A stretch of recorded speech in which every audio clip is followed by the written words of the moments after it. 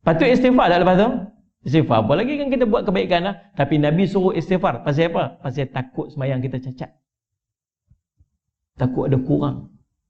Takut rosak. Takut Allah tak terima. Istighfar lah. Tapi istighfar kita lepas sembahyang macam mana? Astaghfirullahaladzim la ilaha illallah al-hayyul qayyum wa atubu ilaih. Astaghfirullahaladzim la ilaha illallah. Astaghfirullahaladzim. Tak ada feel langsung tuan, tak rasa apa pun. Kita tak tahu pun pasal apa kita istighfar lepas sembahyang. Orang yang rasa khauf tu, dia rasa takut Allah tak terima, dia istighfar ni sampai masuk hati dia, ya Allah, takutlah kalau Allah tak terima. Takut sungguh kalau Allah tak terima. Tapi jangan sampai bawa was-was, tak ada was-was. Ya Allah tak sembahyang lain lah. Allah. Saya pergi faham yang macam tak khusyuk sembahyang lain lah. Allah. Jenuh gitu. Faham tak ni? Bukan setakat takut, dia kena ada harap. Ya Allah, takat ni je yang aku mampu buat, ya Allah. Takat ni je yang mampu buat. Cuba dah nak buat paling baik dah. Cuba nak buat paling baik dah. Tapi takut. Lagi Allah tak terima. Tapi takat ni je yang aku mampu buat. Ya Allah, tolonglah terima. Dia kena ada khauf, dia kena ada takut, dia kena ada harap. Boleh faham tuan-tuan? Tu dia panggil salli ala Sayyidina Muhammad. Allahumma salli ala Sayyidina Muhammad. Baik. Yang kedua tuan-tuan, amalan yang akan salli ala Sayyidina Muhammad, salli ala Sayyidina Muhammad, mengundang rahmat di sisi Allah. Apa dia? Memperbanyakkan istighfar. Allah sebut dalam Quran, a'udzubillahi minasyaitonir rajim, qala ya qaumi lima tasta'jiluna bis-sayyi'ati qabla al-hasanah laula tastaghfirunallaha la'allakum turhamun. Surah An-Naml ayat 46. Nabi Saleh berkata kepada puak kafir, wahai kaumku, mengapa kamu segerakan kufur ingkar yang mendatangkan keburukan kepada kamu, tidak mendahulukan iman yang mendatangkan kebaikan kepada kamu? Alangkah baiknya kalau kamu semua beristighfar kepada Allah supaya kamu mendapat rahmat. Jadi dalil ayat ni cerita salli ala Sayyidina Muhammad, siapa yang rajin beristighfar, mohon ampun atas dosanya kepada Allah, dia akan dapat rahmat. Baik, salli ala Sayyidina Muhammad. Lafaz istighfar adalah lafaz yang diucapkan untuk kita memohon keampunan kepada Allah. Manusia pastinya tidak akan terlepas daripada melakukan kesalahan. Dengan lafaz yang semudah dan sependek ini, Allah memberikan peluang kepada kita untuk diampunkan dosa-dosa kita. Selain mendapat rahmatnya, Allah juga memberi 3 kelebihan untuk orang yang melazimi istighfar. Pertama, Allah akan membebaskannya daripada kesedihan. Kedua, Allah akan memberikan jalan keluar daripada kesempitan. 3, Allah akan menggunakan rezeki daripada arah yang tidak dia sangka-sangka. Dalil dia hadis bawah daripada Ibnu Abbas radhiyallahu anhuma bahawa Nabi SAW bersabda, man lazima al-istighfar ja'alallahu lahu min kulli dhiqin makhrajan wa min kulli hammin farajan wa dhqu haitsu la yahtasib, atau kama qala rawahu Abi Daud. Nabi kata apa? Siapa yang sentiasa melazimi istighfar, maka Allah akan menjadikan untuknya setiap kesempitan itu jalan keluar, setiap kebimbangan itu kelapangan, dan Allah akan mengurniakan kepada rezeki daripada arah yang tidak dia sangka-sangka. So, apa alasan kita untuk tidak beristighfar? Muslimat, saya nak tanya, siapa yang setiap hari dia istighfar 100 kali? Angkat tangan sikit. Okey, alhamdulillah. Siapa yang tak istighfar sehari 100 kali? Saya angkat tangan.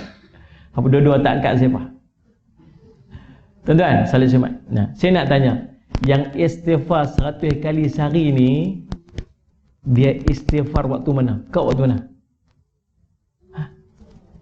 Lepas solat Subuh.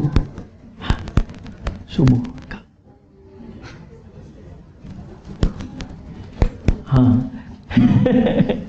Saya tanya tu pelan sebab rahsia. Tuan-tuan, biasanya orang yang melazimi istighfar 100 kali istiqamah sehari, dia mesti ada jawapan dia buat waktu mana. Sebab kalau dia open ikut sempat lah Ustaz buat waktu mana, memang tak jumpa lah sempat tu. Dia tak akan jadi orang istiqamah. Betul kan? Betul kan?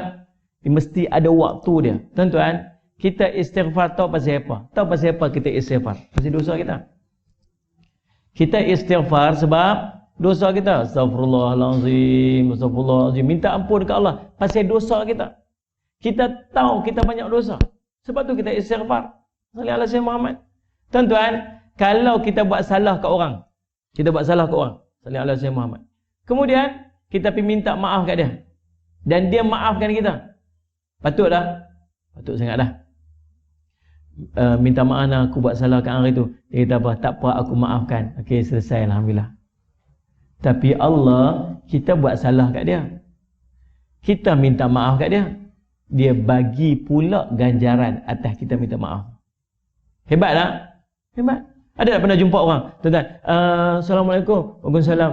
Saya minta maaf lah cik. Hari tu kan saya tersilap duduk cerita buruk pasal cik ni. Minta maaf lah, tolong maafkan saya nah. Dia kata apa? Tak apa, saya maafkan kamu. Dan disebabkan kamu minta maaf pada saya, nah ambil handphone ni, saya bagi free. Tuan-tuan, rasa ada orang macam tu? Kalau ada, tuan-tuan beritahu kat saya, teringin nak jumpa dia. Tuan-tuan, tak ada, tapi itu Allah. Itu Allah. Kita minta ampun kat dia, kita minta maaf atas dosa yang kita buat. Dia bagi lagi ganjaran. Tuan-tuan rasa apa? Tuan-tuan rasa tuan-tuan banyak dosa, minta ampun pada Allah. Tuan-tuan rasa sempit tak kadang-kadang? Rasa macam sempit tak? Rasa macam, ya Allah, pasal apa lah macam ni, pasal apa lah, sempit. Faham tak ni? Pasal apa lah anak aku buat macam ni, pasal apa lah Allah uji, pasal apa lah, pasal apa. Buat apa? Istighfar. Allah akan bagi kelapangan. Tuan-tuan pernah rasa bimbang tak bimbang? Anak kita pergi duduk mengaji kat mana-mana tu. Masuk universiti mana duduk tu, jauh pada kita tu. Kita duduk di rumah punya jagalah, takutlah. Pergi masuk universiti, bimbang, takut sekali ni apa-apa jadi kat dia. Faham tak ni Ustaz? Ni kita bimbang lah ni, sihat kita ni. Bimbang lah, bimbang. Allah kata apa? Nabi kata apa? Siapa lazim istighfar, Allah akan hilangkan kebimbangannya. Habis itu, pasal apa tak istighfar? Ada bimbang tak? Ada. Istighfar lah. Rasa sempit tak? Ada. Istighfar lah. Rasa nak murah rezeki tak? Nak. Rasa ada keperluan dalam hidup tak? Nak. Istighfar.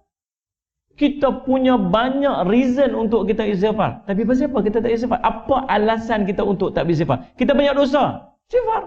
Tapi tak istighfar. Kita ada bimbang. Istighfar. Tapi tak istighfar juga. Kita sempit. Istighfar. Tapi tak istighfar juga. Kita perlukan rezeki daripada Allah. Istighfar. Nabi kata. Tak istighfar juga. Faham tak ni? Itu dia faham tak ni? Macam tak apa nak faham. Kan nak kena berhenti dah. Tak lagi. Tuan-tuan sallallahu alaihi wasallam. Jadi Allahumma salli alaihi. Sebenarnya kita sangat bergantung kepada Allah. Dan jalan pergantungan kepada Allah tu banyak melalui istighfar. Satu hari seorang mai jumpa Imam Hasan Al-Basri. Anak murid dia duduk ada. Orang tu kata, wahai Imam Hasan Al-Basri, saya ni kahwin lama dah, tak ada anak. Boleh tak bagi amalan supaya Allah bagi anak kat saya? Imam Hasan Al-Basri kata apa? Siapa tahu jawapan dia? Kata apa? Istighfar. Istighfar lah. Istighfar. Tak ada tambah lain ke makan buah apa ke, buah ni ke apa amalan. Tak, istighfar. Boleh istighfar. Nampak macam tak apa nak kena kan. Tak ada zuriat, istighfar. Tak apa nak kena. Tak apa lah. Dia pun balik. Mai seorang lagi. Wahai Imam Hasan Basri, kampung kami kering gontang, hujan tak turun. Ni kemarau. Nak buat macam mana? Istighfar. Anak murid dekat sebelah ni, dah. Tadi pun istighfar juga, ni pun istighfar juga. Istighfar lah. Istighfar. Okey, tak apa. Dia pun balik. Logik tak tuan-tuan? Apa kaitan istighfar dengan hujan turun? Balik. Mai seorang lagi. Wahai Imam Hasan Al-Basri, kami ni buat kebun. Kami tanam kebun. Kebun kami tak berapa subur. Jadi apa amalan yang kami boleh buat ni untuk bagi subur kebun? Istighfar. Istighfar lah. Okey, istighfar. Balik. Anak murid dekat sebelah kata, Syekh, tadi orang tu mai tanya pasal zuriat, Syekh suruh istighfar. Orang ni pasal kering kontang, Syekh suruh istighfar. Orang ni pasal kebun pun Syekh suruh beli baju ke apa ke apa. Logik kan? Kita suruh istighfar. Jadi kita bukan saya kata, Allah sebut dalam Quran. Itu dia ayat tuan-tuan tu. Tuan-tuan surah Nuh ayat 10 hingga 13 tu. Muka surah apa? 56. Faqultu astaghfiru rabbakum innahu kana ghaffara yursilis sama 'alaihi midrara wa yumdidkum bi amwali wa banina yaj'al lakum jannatin wa yaj'al lakum anhara ma lakum la tarjuna lillahi waqara. Maka aku katakan kepada mereka, mohonlah ampun kepada Allah, istighfarlah. Sesungguhnya Dia Maha Pengampun. Nescaya Dia akan mengirimkan hujan kepada kamu dengan lebat. Dia memperbanyakkan harta dan anak-anak kamu dan mengadakan untukmu kebun-kebun dan mengadakan pula di dalamnya untukmu sungai-sungai. Kenapa kamu tak percayakah dengan kebesaran Allah?